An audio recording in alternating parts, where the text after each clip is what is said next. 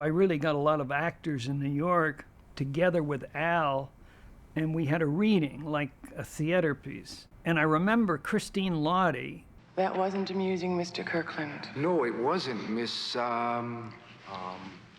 Packer. Packer. This was her first big film, and she was an actress out of New York. And I had seen her off Broadway. And I went to Al, and I said, I'd like to cast this young actress opposite you. She also plays an attorney. I said, the only trouble is she's very, very tall. I said, I just wanted to know how secure you were. And that's all I had to say. I'll show you how secure I am. But he liked her performance very much, and the two of them are quite good together. You talk to me like that, you're not going to get me into bed, dear. Yes, I will. This was an opportunity to work with not only Christine Lottie, but Jeffrey Tambor. And of course, Jack Warden I'd directed before, and he was an old friend of mine. We gotta get together this weekend, huh? Now, look, you know, you're the only one I've been dating these days. Judge Fleming. I want to apologize to you, sir, for my behavior in the courtroom the other day. I don't want to hear your apologies.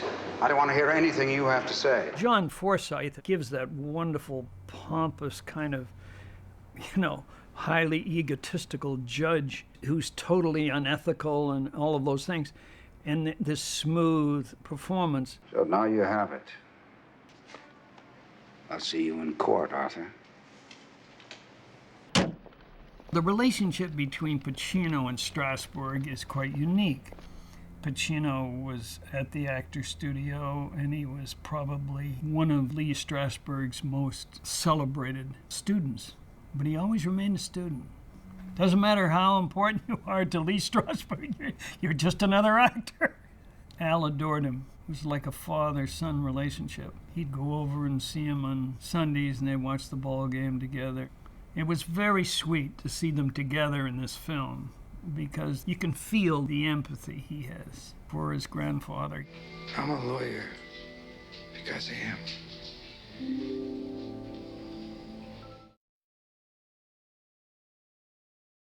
Pacino's always been like a Doberman Pinscher, I mean, he really can get angry. There's a lot of juice there. And he gets so angry at one point in the film about the injustice that's been done by somebody being inattentive that he tells the guy to get out of the car, and the guy's afraid to get out of the car. I said, well, beat up his car with your briefcase. It's that kind of energy that Pacino has, that when it's unleashed, it looks like it's totally out of control. Get out! Christ's sake, stop it, Arthur! Get out! But I have to tell you something. I think it is under control. I think Al knows exactly how far he can go. But when he goes, he gives everything. And in that final scene, when he addresses the jury, you can see that he is so moved that he starts to cry. I just left the camera on him, and I let him go for, God, I don't know how many minutes was 7, 8 minute take. If my client is innocent, she's lying. Why? Was it blackmail? No. Was it jealousy? No. Yesterday, I found out why. And he gave a performance that day, and I think that's why he got the Academy nomination for that one scene that's a masterpiece of acting, but it also says what the film is about. It's about the problems that are inherent in our judicial system. I think most artists are advocates of justice. In other words, I think we're all trying to find the truth somewhere, regardless of what we're doing. I think maybe that's the appeal. I think Al Pacino was trying to find the truth in his character throughout this film. And I think Barry Levinson and Valerie Curtin were trying to find the truth in their story, in their screenplay. And it's the idea behind a picture that makes the picture important. Hey, man, I can't go to jail, man. I just can't do it. Okay, I'll help you out. Just don't lie to me, that's all. Don't lie to me, okay? Yes. Okay. When a film takes itself too seriously, it sometimes can get pretty turgid and melodramatic. You know, I don't like melodrama. And I think Barry Levinson and Valerie Curtin, when they wrote the screenplay, this is a serious subject you're dealing with. And they knew that. But, you know, they did put a lot of comedy into it.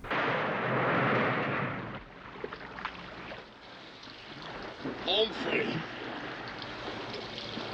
You almost made it around in a bucket.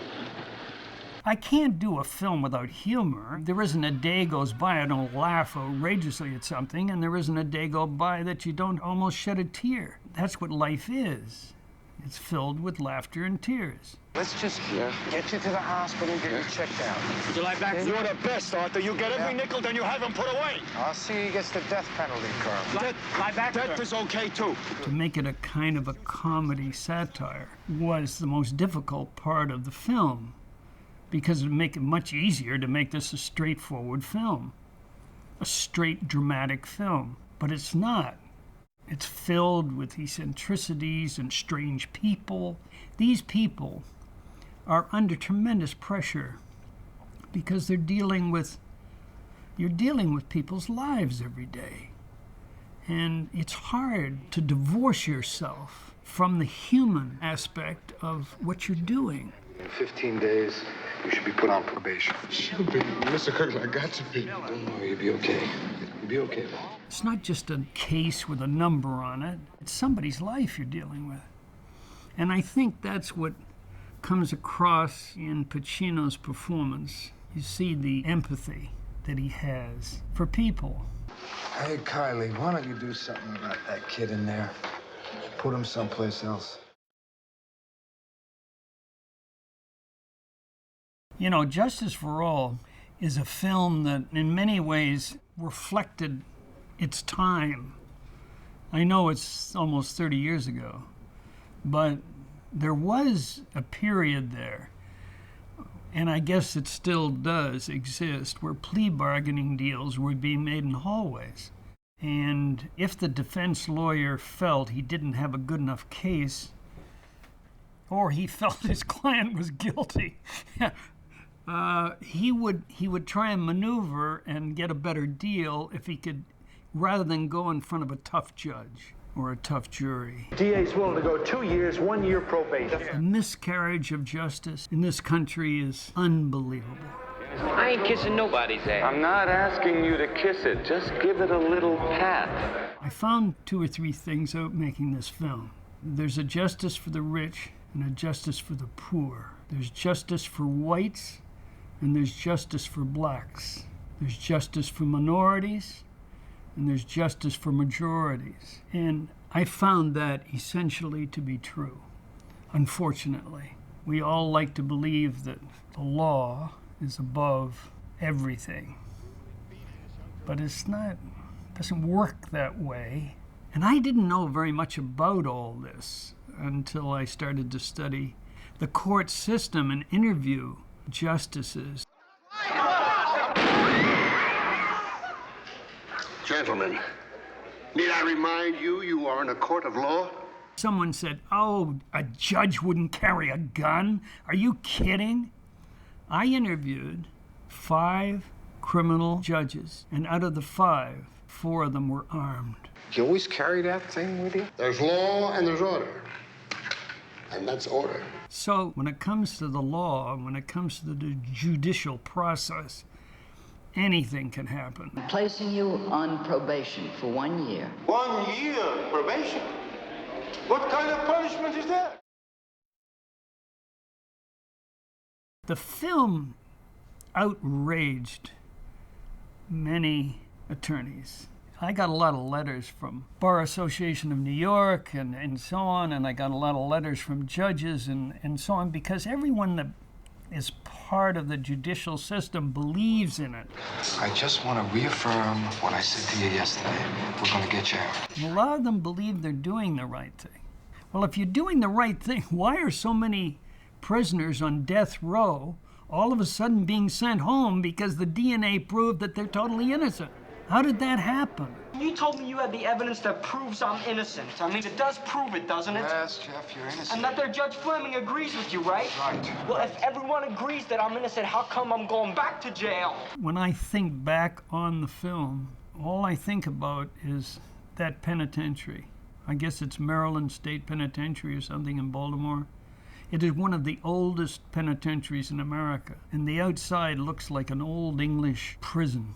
And I often thought how many people are in there that don't belong there. And that's what bothered me more than anything about this film, about justice denied, you know. There's a scene that was taken out of the film that I put back in this release as an added scene. And it's a scene between Fleming, the judge, and Pacino, the defense attorney, who was now going to defend the judge. And the judge talks about the law in a way that has nothing to do with right or wrong or good or bad. Are you crazy? What are you talking to me about? I tell you, Arthur, the idea of punishment to fit the crime doesn't work. We need unjust punishment. Hang somebody for armed robbery. Try it. We've got nothing to lose. You understand what I'm saying to you, for God's sake? Well, when someone talks about the law like that, what they're talking about is there is no ethics, there is no morality. It's all written down in this book. And according to the book, you're guilty.